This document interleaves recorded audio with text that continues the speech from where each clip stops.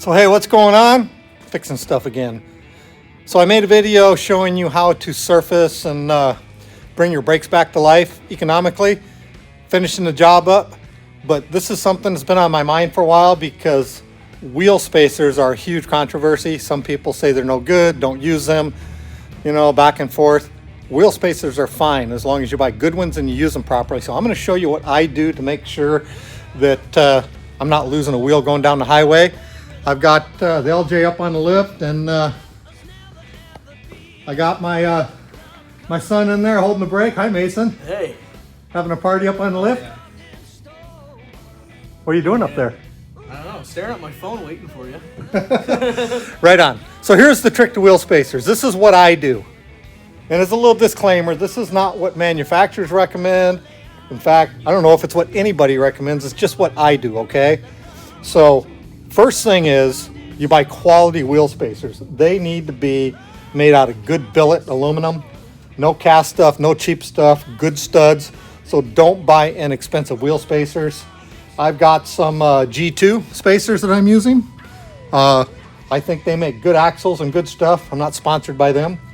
And so the way to do these properly is what I do is I install the wheel spacers, okay? Because they will loosen up. I don't use Loctite first because you use red Loctite on the wheel spacers, okay? So I install the wheel spacers.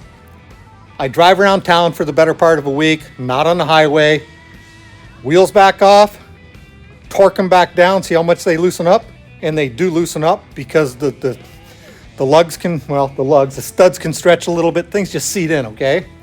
So then once I drive it and I make sure things are seated in properly, then I remove them, apply the red Loctite, torque them down to 100 foot-pounds of torque. They're not coming loose. And when I install them, what I'm doing, because lots of different machinery, when you have mating surfaces where things go together, I got to use one hand here, you can end up with some noises or some creaking if things move a little bit. And the first time I had the wheel spacers on, I got a little creaking out of one. So what I'm doing is I'm putting a real thin coat of copper anti-seize on these, not for corrosion.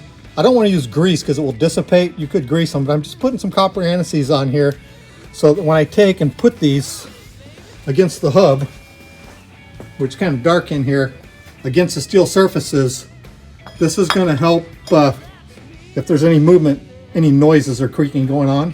So we're going to put some red Loctite on these, torque these down to 100 foot-pounds. And I'm not going to show you that process, a short video, and I guarantee you they're not coming loose. There's nothing wrong with wheel spacers when you use good ones and whatever. We use wheel spacers on race cars. But the reason I'm using wheel spacers, I'm not using them to make my track width wider on the Jeep. I'm using them because this is an LJ and the TJ is the same thing. The Jeep is designed for a 3.5-inch backspace wheel.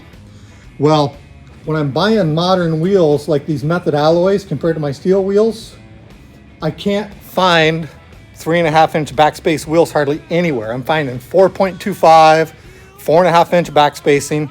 So that's narrowing my track width. But the problem comes in when I go to put chains on it, they're hitting my track bar bracket. So I'm using the wheel spacers to go back to the factory spacing, and it's not putting any more leverage on the axle because the end result, the wheels are the same width. It's just that I'm using a 1-inch wheel spacer to correct it so I can run these alloy wheels. I think some people use them to make their track width wider and get out. You start doing that, that could probably get dicey on the front suspension with torque on the ball joints and things like that. So anyway, that's how I do wheel spacers. Take it for what it's worth. Do it properly, buy good ones, and make sure you drive it like I said, break them in, retorque them, then do the red Loctite, okay? Right on. Peace.